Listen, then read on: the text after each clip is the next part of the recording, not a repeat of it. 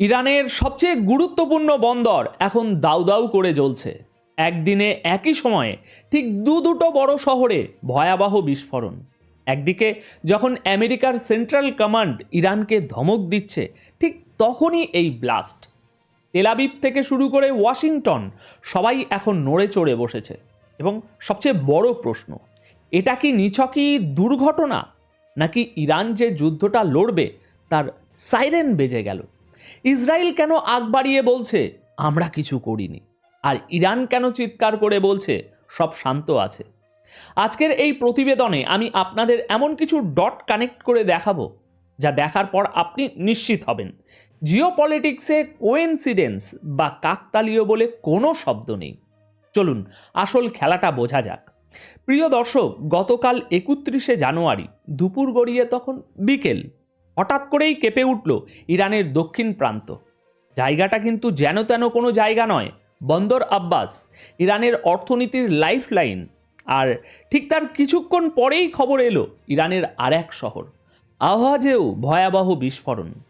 Social মিডিয়ায় আগুনের মতো খবর ছড়াতে লাগলো ইরানের টপ নেভি কমান্ডারকে কি ড্রোন দিয়ে উড়িয়ে দেওয়া হয়েছে, নাকি মোসাদের কোনো স্লিপার সেল অ্যাক্টিভ হয়ে গেছে। চারিদিকে ধোঁয়া, চিৎকার আর সাইরেনের শব্দে যখন পুরো মিডল ইস্ট তোলপাড়, তখন পর্দার আড়ালে চলছে একটা ভয়ঙ্কর ডিপ্লোম্যাটিক গেম।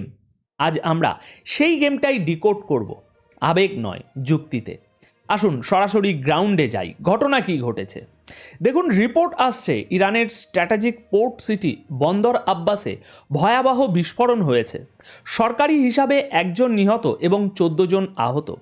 কিন্তু ঘটনা এখানেই শেষ নয়। প্রায় একই সময়ে আওয়াজ শহরেও ব্লাস্টের খবর পাওয়া গেছে। সেখানে নিহতের সংখ্যা বলা হচ্ছে 5। এখন ইরান সরকার এবং তাদের মিডিয়া, বিশেষ করে প্রেস টিভি, দাবি করছে এগুলো নিছকই গ্যাস লিক বা সিলিন্ডার ব্লাস্ট। তাদের দাবি কোনো ড্রোন হামলা হয়নি, কোনো মিসাইল পড়েনি। কিন্তু দর্শক, এখানে একটা প্যাটার্ন ব্রেক হচ্ছে। সিরিয়াসলি ভাবুন তো দর্শক, আমি আপনাদের ভাইরাল হওয়া কিছু ফুটেজের বর্ণনা দিচ্ছি।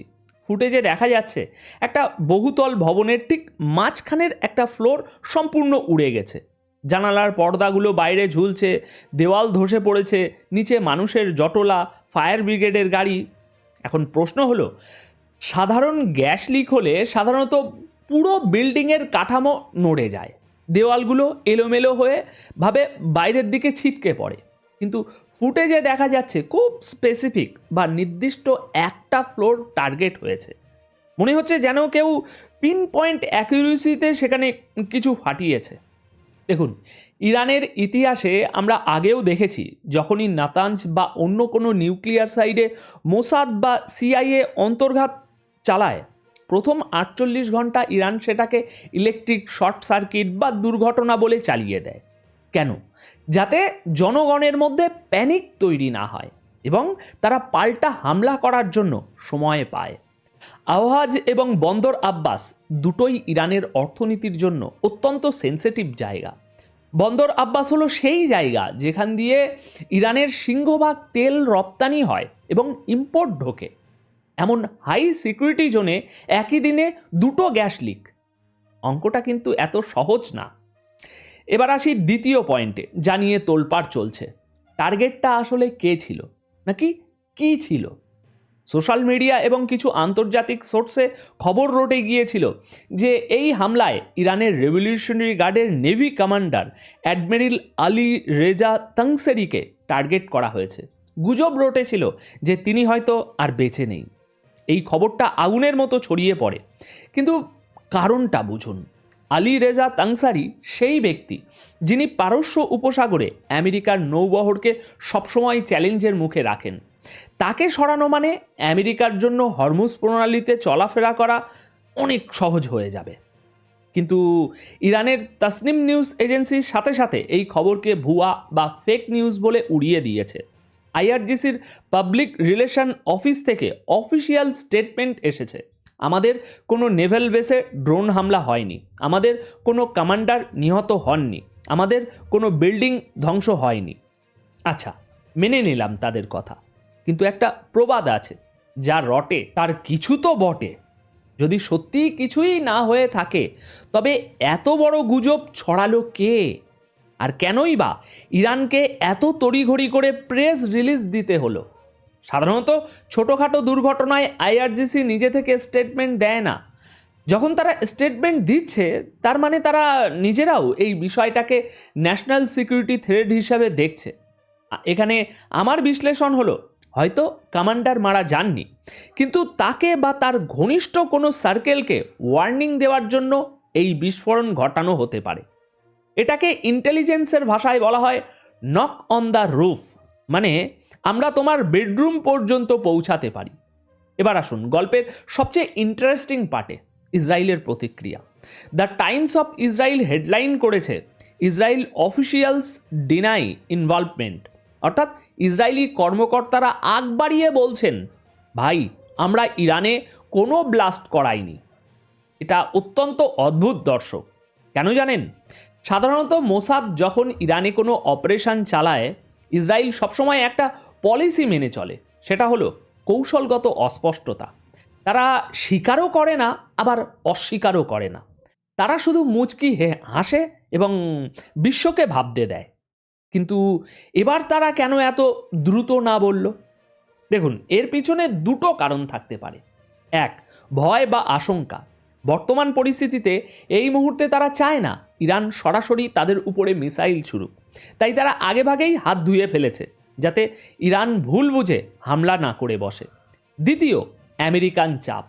হয়তো আমেরিকা পেছন থেকে নির্দেশ দিয়েছে, এখনই পরিস্থিতি উত্তপ্ত করো না।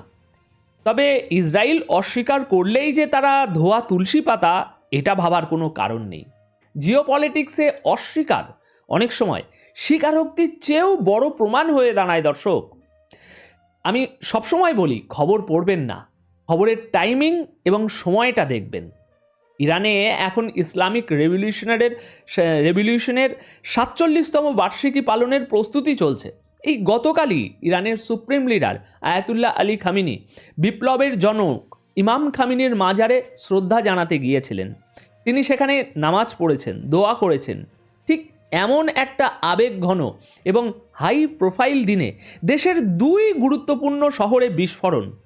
এটা কি শুধুই কাকতালীয়, নাকি এটা একটা মনস্তাত্ত্বিক যুদ্ধ? এর মাধ্যমে হয়তো ইরানকে বার্তা দেওয়া হচ্ছে, তোমরা যখন উৎসব করছো তখনও তোমরা নিরাপদ নও। এর চেয়েও বড় কানেকশনটা কি দেখবেন? গতকালই আমেরিকার সেন্ট্রাল কমান্ড সেনকম একটা কড়া বিবৃতি দিয়েছে। তারা বলেছে, আমরা আইআরজিসির কোনো আনসেফ অ্যাকশন সহ্য করব না। কেন এই হুমকি? কারণ ইরান ঘোষণা দিয়েছে তারা চীন এবং রাশিয়ার সাথে মিলে সমুদ্রে লাইভ ফায়ার ড্রিল নৌমহড়া করবে। আমেরিকা এই মহড়াকে নিজেদের জন্য হুমকি মনে করছে। দর্শক, এখানে খেয়াল করুন সিকোয়েন্সটা। 1, আমেরিকা সকালে হুমকি দিল। 2, ইরান রাশিয়ার সাথে মহড়ার প্রস্তুতি নিল। 3, সুপ্রিম লিডার মাজারে গেলেন। আর 4, বিকেল গড়াতেই বিস্ফোরণ। এই চেন অফ ইভেন্টটা যদি আপনি জোড়া লাগান, তাহলে দেখতে পাবেন ধোঁয়াটা কোথা থেকে আসছে। এটা হয়তো সরাসরি মিসাইল হামলা নয়, কিন্তু এটা নিশ্চিতভাবেই এক ধরনের স্যাবোটাজ বা অন্তর্ঘাতমূলক কাজ। এখানে ইরানের রিয়াকশনটা দেখুন, তারা খুব সাবধানে পা ফেলছে। ইরানের অ্যাটমিক এনার্জি অর্গানাইজেশনের প্রধান মোহাম্মদ ইসলামি গতকালই হঠাৎ করে আবার বলেছেন, ইরানের মিলিটারি ডক্টরিনে বা সামরিক নীতিতে পরমাণু অস্ত্রের কোনো জায়গা নেই। আমরা নিউক্লিয়ার বোমা ছাড়াই নিজেদের রক্ষা করতে পারি। হঠাৎ গতকালই কেন এই কথা? কারণ ইরান জানে পশ্চিমীরা এখন ওত পেতে বসে আছে। সামান্য একটু অজুহাত পেলেই তারা বলবে, ইরান বোমা বানাচ্ছে, চলো আক্রমণ করি। তাই বিস্ফোরণ হওয়ার পরেও ইরান ঠান্ডা মাথায় বলছে, এটা গ্যাস লিক, আমাদের পরমাণু কর্মসূচি শান্তিপূর্ণ। দেখুন, ইরান এই মুহূর্তে তাদের আবেগকে নিয়ন্ত্রণ করছে। তারা জানে এখন যদি তারা হুট করে বলে দেয় এটা আমেরিকার কাজ বা এটা ইসরায়েলের কাজ, তাহলে তাদের জনগণের চাপে পাল্টা যুদ্ধ শুরু করতে হবে। আর এই মুহূর্তে ইরান হয়তো সময় কিনছে। কিন্তু মনে রাখবেন, ইরানিরা হলো দাবার গ্র্যান্ড মাস্টার। তারা তৎক্ষণাৎ প্রতিক্রিয়া দেখায় না, তারা সময় নেয়, ছক কষে এবং এমন জায়গায় আঘাত করে যেখানে শত্রু আশা করে না। হয়তো তারা চুপচাপ লোহিত সাগরে বা ইসরায়েলের সীমান্তে বড় কোনো ধামাকা করে দেখাবে।